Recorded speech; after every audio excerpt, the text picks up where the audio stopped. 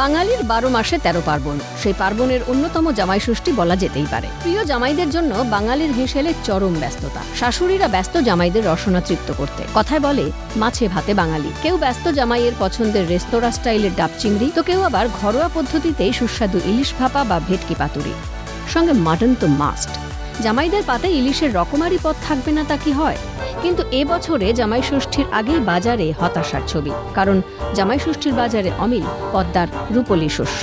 বিভিন্ন জায়গার পাশাপাশি একই ছবি রায়গঞ্জেও। বাংলাদেশের সঙ্গে স্থলবন্দরে বাণিজ্য সম্পূর্ণ বন্ধ করা হয়েছে, ফলে পদ্মার ইলিশের জোগান নেই বাজারে। যদিও বিকল্প হিসেবে মায়ানমার এবং লোকাল ইলিশের সম্ভার থাকছে, তবে তা পদ্মার ইলিশের স্বাদকে টেক্কা দেওয়ার মতো নয়। বাধ্য হয়ে দুধের স্বাদ ঘোলেই মেটাতে হচ্ছে আমজনতাকে। বাজারে ইলিশ কিনতে এসে হতাশ হয়ে ফিরছেন অনেকেই। আমরা বিশ্বাস করি পদ্মার ইলিশ যাকে বলি, কিন্তু সেটা বাজারে অ্যাভেলেবেল না, বাজারে পাওয়া যাচ্ছে। এ তো দুই রাষ্ট্রের যে এখন সম্পর্ক দাঁড়িয়েছে, তারই ফলশ্রুতি হিসাবে আমদানি রপ্তানি দুটোই বন্ধ। আমি তো ভাবছিলাম বাংলাদেশের ইলিশ নেবো, কিন্তু বাজারে সেটা পাওয়া যাচ্ছে না। বাজারে যেটা বিক্রি হচ্ছে সেটা মায়ানমারের ইলিশ, সেটা বলছে। বাংলাদেশে তো এখন মনে হয় বর্ডারে পারমিশন নেই, মানে ওখানে গেট বন্ধ আছে, ঢুকছে না। এই জন্য ইলিশ মাছই নিলাম। ইচ্ছা ছিল, বাংলাদেশের ইচ্ছা ছিল না। মাছের আড়তদার অনিমেষ বসু জানান, বাংলাদেশের সঙ্গে সম্পর্কের অবনতির কারণে সীমান্ত বন্ধ থাকায় পদ্মার ইলিশ আসেনি, তাই অমিল পদ্মার ইলিশ। ইলিশের আমদানি আছে, ভালোই আছে, খুব খারাপ নেই। সব মায়ানমারের মাছ আছে, কিছু দীঘার সাইডের মাছ আছে।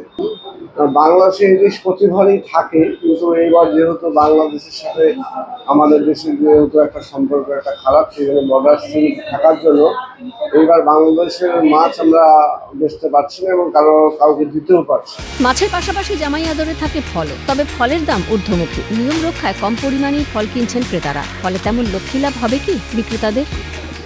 ফলের দাম যথেষ্ট বেশি, যা কেনা হয় তার থেকে আজকে দামটা ভালোই বেশি আছে।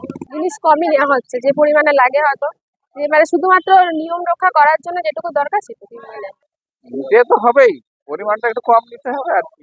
বাজার মন্দা, আগের বছর থেকে বাজার এবছর খারাপ।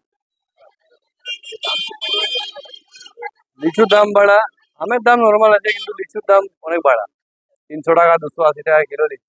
কলা 60 টাকা ডজন, আম 50 টাকা কিলো, 60 টাকা কিলো। লিচু 500 দাম 120 টাকা, এরকমই দাম থাকবে। জামাইদের মনপসন্দ খাবার বানিয়ে এই বিশেষ দিনটায় সযত্নে খাওয়ানোর মধ্যে শাশুড়ি মায়েদের যেন এক পরম তৃপ্তি। সকালের লুচি তরকারি, মিষ্টি, ফল থেকে শুরু করে দুপুরে ভাত, ডাল, তরকারি, নানান ধরনের মাছ, মাংস, দই, মিষ্টি, কি নেই? নন্দদুলাল সরকার এবং বিদেশ বেড়ার রিপোর্ট, ক্যালকাটা নিউজ।